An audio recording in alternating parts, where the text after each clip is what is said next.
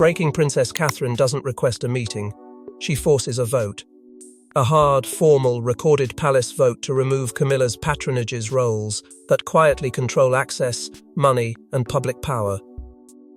And the shock isn't just that Catherine dares to challenge the Queen Consort. It's that she does it with backing, timing, and leverage so precise the palace can't dismiss it as emotion. This isn't a family disagreement. It's a power audit live, brutal, and irreversible. Before we go deeper into what this really means for the royal family, make sure to subscribe so you don't miss a single update. The palace has always survived on soft pressure whispers, suggestions, strong advice delivered in velvet tones that feel optional until you realize they aren't. Catherine shatters that rhythm by invoking a rarely used internal mechanism that forces clarity where the palace prefers fog. Formal ballots, not whispered consensus. Names attached, not implied. Numbers counted, not guessed.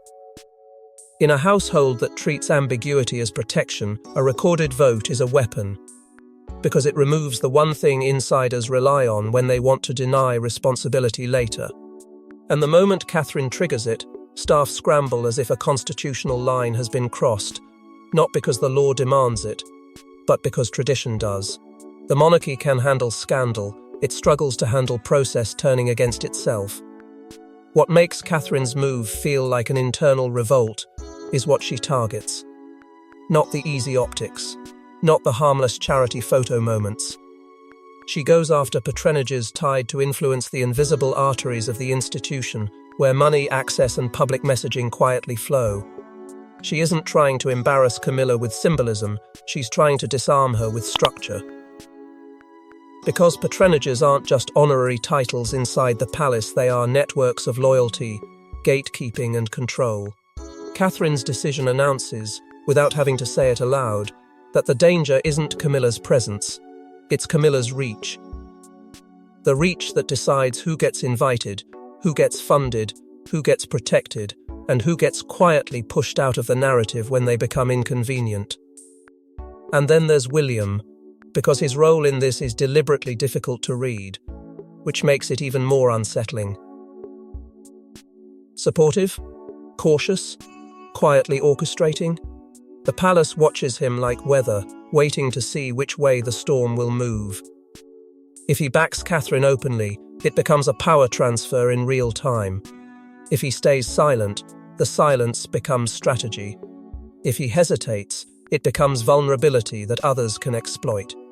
And everyone understands the unspoken truth. Catherine wouldn't force a vote like this without knowing where William stands, at least privately. That implication alone is enough to make the corridors feel smaller, because it suggests this isn't a spontaneous outburst, it's a calculated strike with a planned landing. Camilla's circle reacts immediately, exactly as Catherine expects they will.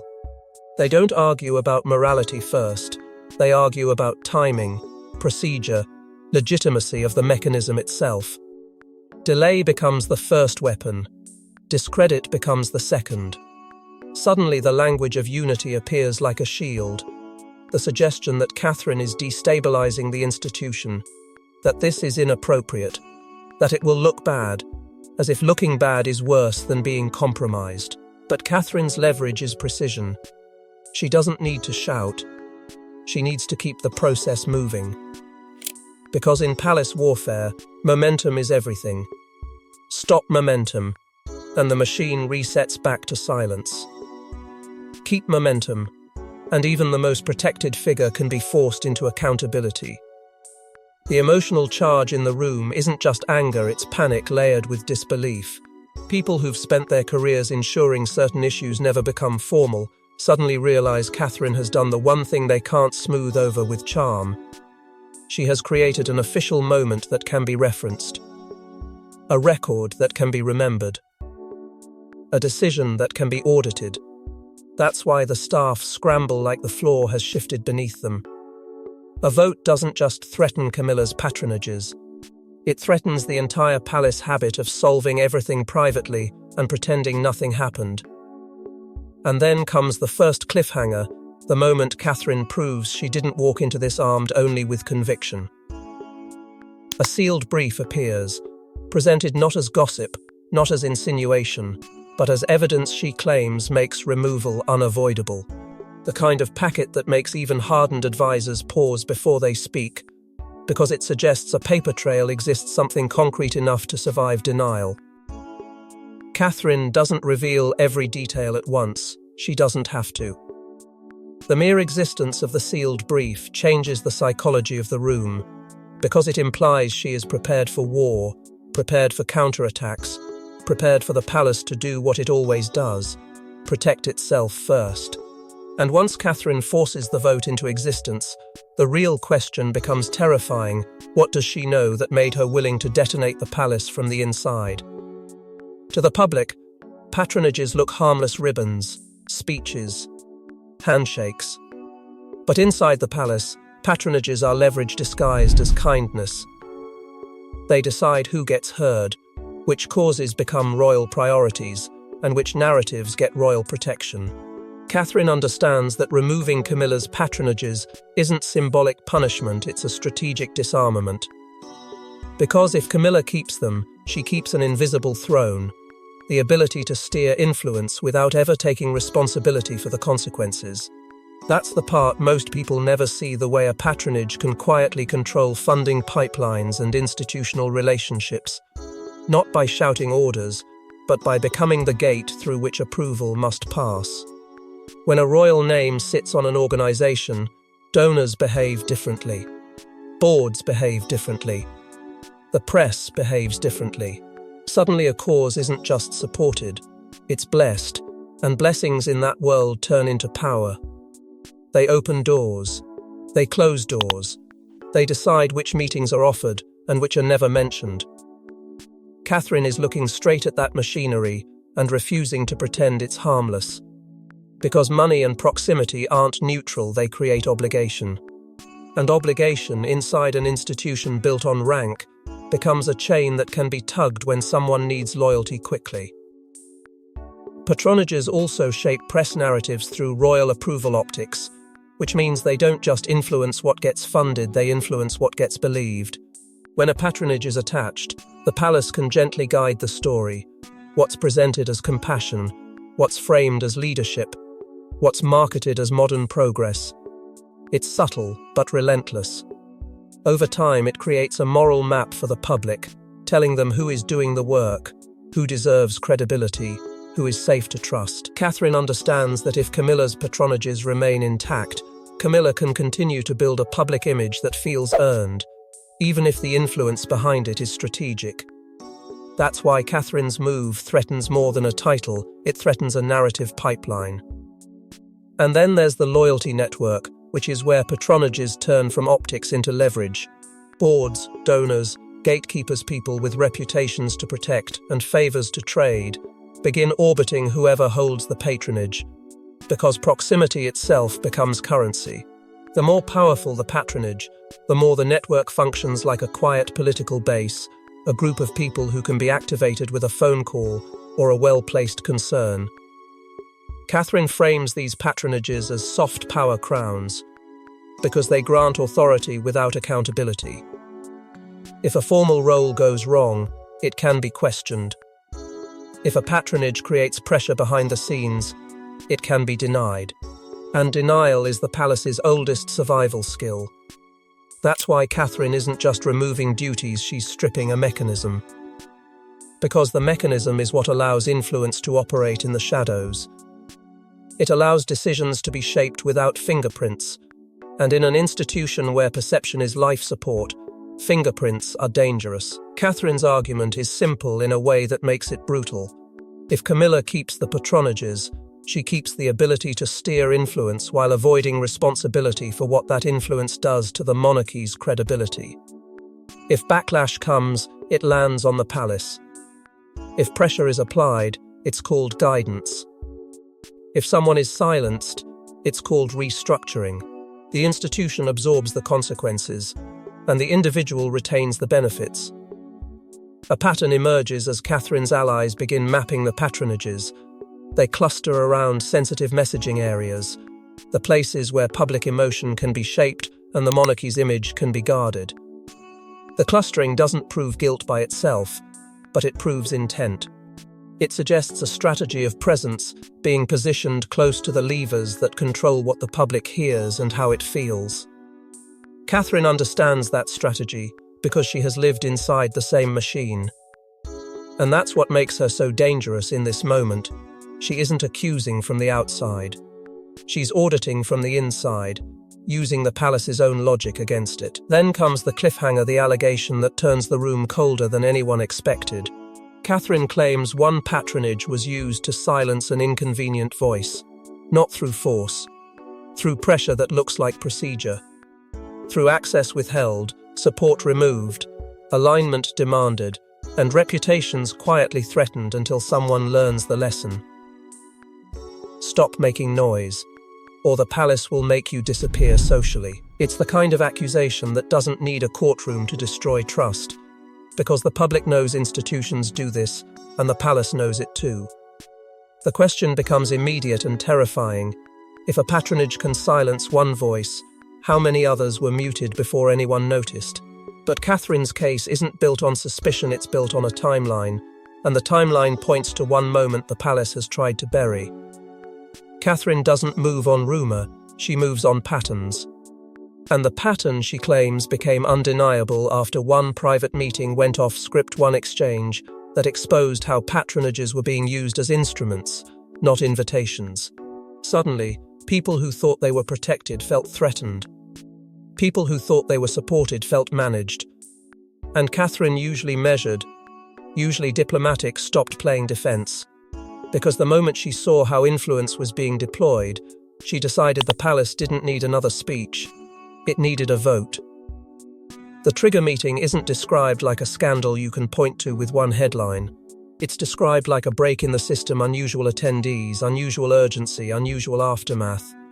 The kind of gathering that doesn't appear on neat calendars, the kind that happens because someone wants a decision made fast before objections can form.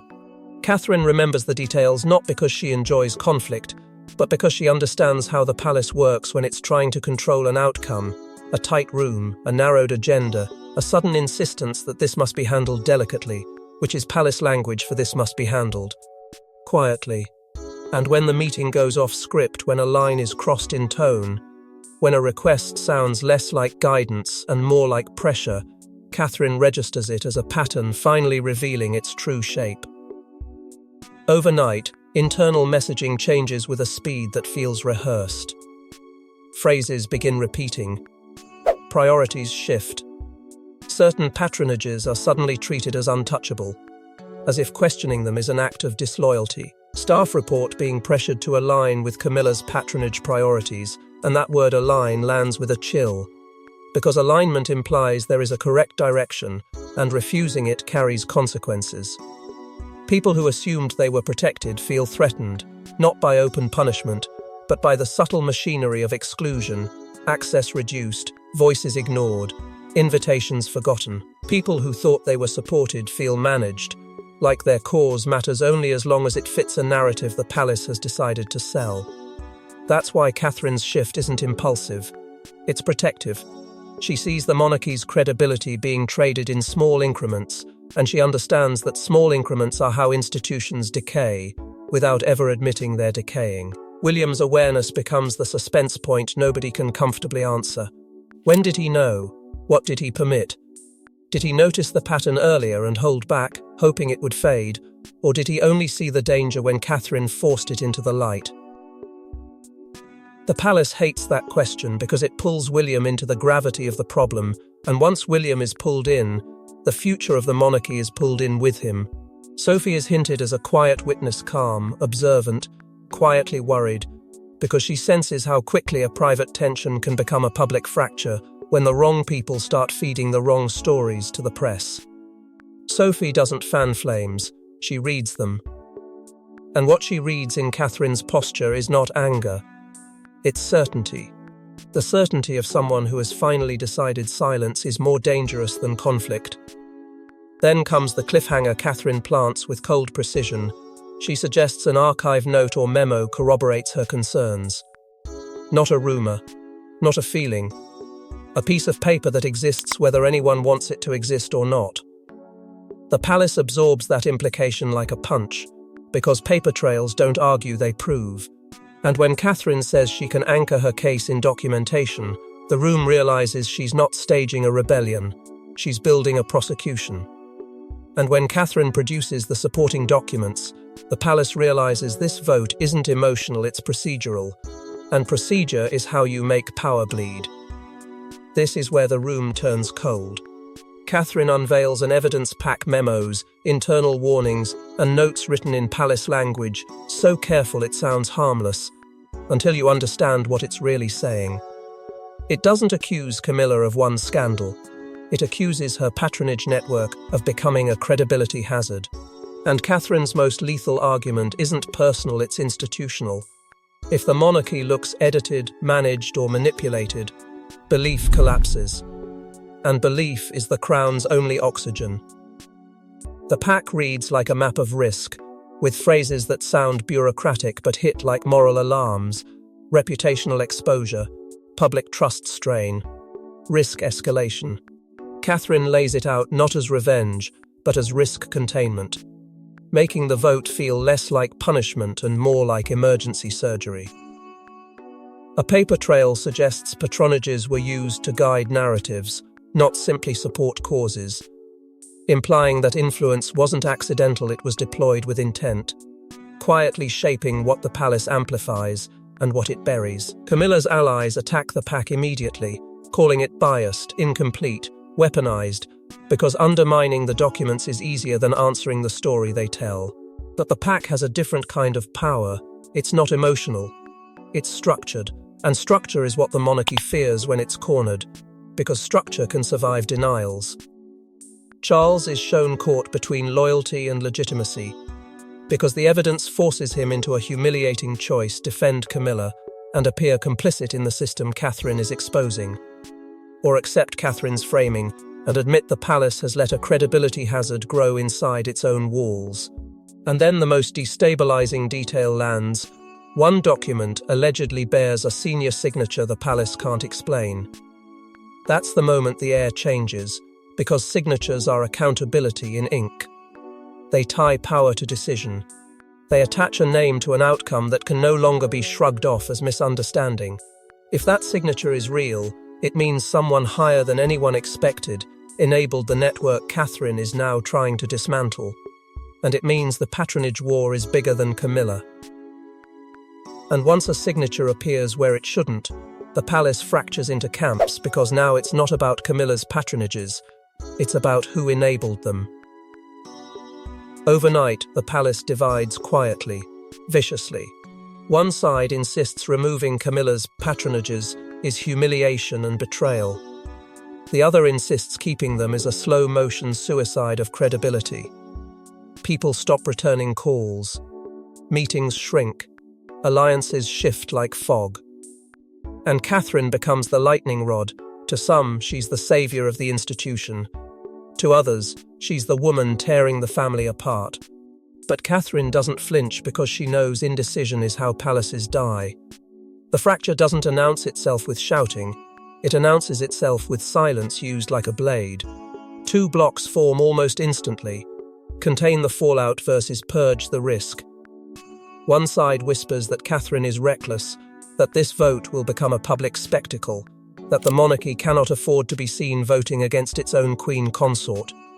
The other side whispers something colder. If they keep Camilla's patronages, they keep the credibility hazard alive, and the public will eventually smell the manipulation. Calls go unanswered. Schedules change without explanation. People who once stood comfortably in the middle suddenly realize the middle is the most dangerous place to be, because in a palace, neutrality looks like disloyalty to everyone at once. Courtiers begin preparing scapegoats even before the ballots are counted, quietly mapping who can be blamed if the story leaks. Because the monarchy's oldest survival tactic is sacrifice, give the public a person to punish, so the institution can remain untouchable. William's position becomes the critical suspense point, because his silence can be read as strategy or weakness, depending on who needs him to be which. Every side waits for a sign, an invitation he accepts, a meeting he declines, a phrase he repeats.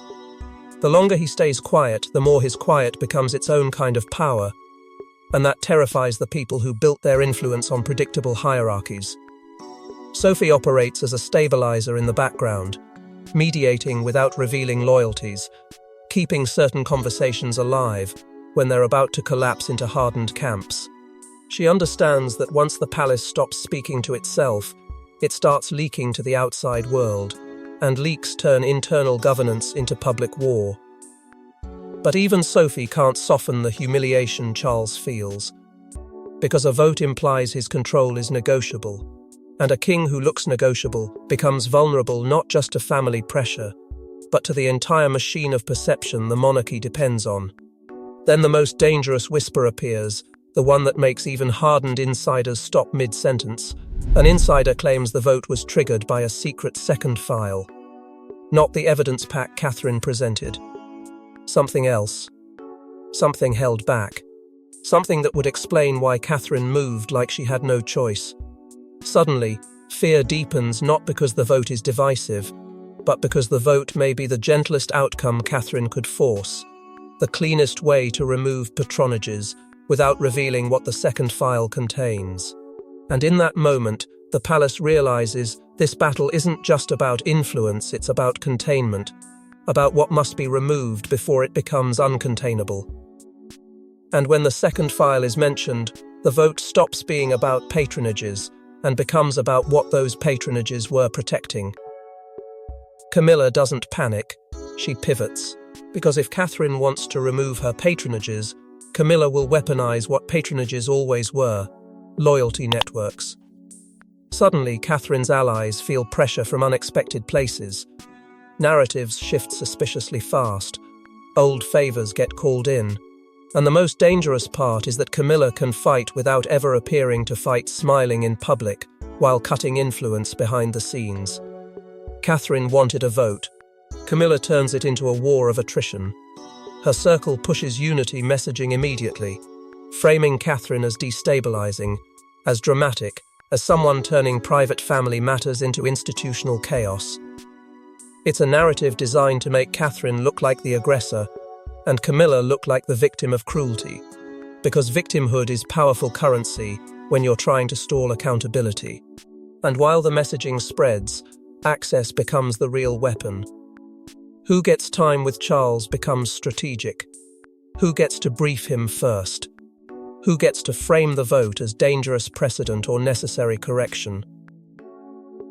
The palace feels the gravitational pull toward Charles intensify, because in a monarchy, whoever controls the king's attention controls the next move. Catherine tightens her own discipline in response, locking down internal leaks, narrowing who sees what, and moving with a caution that proves she expected resistance. William is forced to choose, even if he tries not to stay neutral and risk being seen as complicit in Camilla's survival, or become the deciding force and risk igniting an even more open war. Sophie becomes pivotal again, not as a sentimental bridge but as a practical one, preventing total collapse of working relationships by keeping key figures from turning every conversation into a battlefield. But the pressure keeps rising, because Camilla's strategy isn't to win the vote outright, it's to exhaust Catherine's coalition, to delay, to dilute, to create just enough confusion that the palace can later claim the outcome was misunderstood and quietly rebuild influence under different labels. And then comes the cliffhanger. A last-minute maneuver attempts to delay the vote or alter its scope, subtle changes dressed as procedure, designed to keep Camilla's most valuable patronages intact, while sacrificing a few minor ones as a public compromise. The move is clever because it looks reasonable. It's also dangerous because it proves exactly what Catherine has been arguing. The patronage network isn't charity. It's strategy. And the moment Catherine sees the maneuver, she realizes the war has shifted from morality to mechanics. But Catherine anticipated the countermove, and that's why the vote includes one clause that could strip Camilla's influence faster than anyone expected. Here's the twist that makes seasoned courtiers go pale. Catherine didn't just call a vote, she built a trap into it. A procedural clause that doesn't merely remove patronages, It prevents them from being quietly reassigned back through back channels. It's clean, legal, and devastating. Because Catherine knows how the palace survives scandal, it reshuffles titles and calls it moving forward. This time, she blocks the shuffle. And Camilla finally realizes this isn't symbolic. It's structural. The clause reads like a blade hidden inside polite language. It limits reassignment and requires oversight sign-off, which means the palace can't do what it always does when it wants to survive, without admitting fault shuffle the same influence into a new label and pretend nothing happened. No quiet swaps. No temporary transfers that become permanent. No back-channel deals where a patronage removed at sunrise returns by sunset wearing a different name. Catherine forces transparency internally, names attached, approvals recorded, decisions that can be traced back to the hands that made them. For courtiers who have built entire careers on ambiguity, this is terrifying. Because once you force accountability into the record, you remove the palace's favorite escape route, plausible deniability. And it weakens Camilla's ability to rebuild influence under different labels, which is the real war Catherine is fighting. Patronages are not just charity optics, they're networks, and networks survive on continuity. Cut a network and it bleeds. Cut its ability to regrow in secret, and it starts to die. Camilla sees it immediately. She understands that even if she loses a patronage publicly, she could normally regain it privately through a reshuffle, a quiet reassignment, a friendly intermediary, making sure the influence still flows where she wants it. This clause blocks that survival instinct. It turns a removal into an amputation, and for the first time, Camilla isn't facing an emotional rebellion, she's facing a structural correction designed to outlast any apology, any press cycle, any palace spin. Charles is cornered in a way that feels humiliating because it forces him into a public posture, even if the public never hears the details. Protect Camilla openly and risk looking like a king overridden by procedure he cannot control. Accept procedural defeat and risk signaling that his authority is negotiable inside his own walls. Either path is costly, and that is exactly why Catherine built it this way. It's not cruelty. It's leverage. It forces clarity. And clarity is what the monarchy fears when it's been living off managed uncertainty. Meanwhile, William's authority becomes central, because his future is tied to the outcome whether he wants it to be or not. If the clause stands and the vote passes, it marks a new era where the next generation can constrain the old guard through process. If it fails, it tells everyone that even Catherine's power has limits that Camilla's circle will exploit relentlessly. Then the cliffhanger arrives like a chill through the walls. The vote results leak to someone outside the palace before it's final. Not the official count, not the formal statement, but the shape of it, the direction. Enough to suggest that someone is playing a second game, turning internal procedure into external pressure. Suddenly, the palace isn't just managing factions inside, it's managing risk outside, because leaked numbers create headlines, and headlines force reactions. And once the numbers start to surface, the palace realizes someone is ready to weaponize the outcome no matter who wins. The palace ends the night with something worse than a vote, a message that feels like a threat wearing manners. A deal is floated soft words, sharp intent. Stop pushing. Stop escalating. Let Camilla keep one harmless patronage as a face-saving exit, and the palace will keep certain stories buried. But Catherine understands what deals in palaces really mean. Leverage. And then the final twist lands. Someone hints they're ready to leak the entire vote to the public, framing Catherine as hero or traitor. The hush deal is presented like mercy, as if compromise is the only way to protect stability. But Catherine hears the true meaning beneath it. Control. The offer is designed to blunt the clause's impact, to create a loophole that allows influence to remain intact under the mask of concession. One harmless patronage is never harmless when it's used as a foothold. Catherine knows that if she accepts a face-saving exit for Camilla, She also accepts the principle that the palace can bargain its way out of accountability. And that principle is exactly what she's trying to kill. But the cost of refusing is brutal. Transparency versus institutional stability. Truth versus the illusion of unity. Because if the vote appears to overrule the king, Charles's authority risks collapse not in law, but in perception. And perception is how monarchies fall before they fall on paper.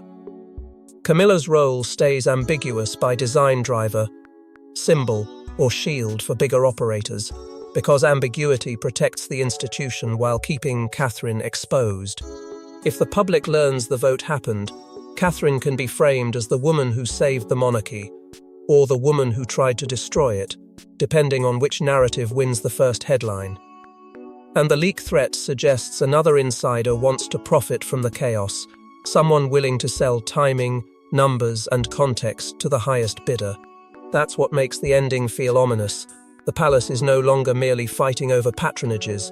It's fighting over who gets to control the story of this fight, and whoever controls that story can decide who looks heroic, who looks cruel, and who becomes the next sacrifice. The final cliffhanger hangs there because it's bigger than Camilla. The palace realizes this won't be the last patronage war because precedent has been set. Once a vote is forced, it can be forced again. Once a clause blocks the reshuffle, other clauses can block other escapes. And once insiders learn leaks can shape outcomes, more leaks will follow. Because the palace has taught its own people a dangerous lesson, truth isn't just a weapon, it's currency. Because in the royal family, silence is never permanent, it's just a pause before the next secret demands a price. Thanks for watching. Please don't forget to like and subscribe, and we will see you in next one.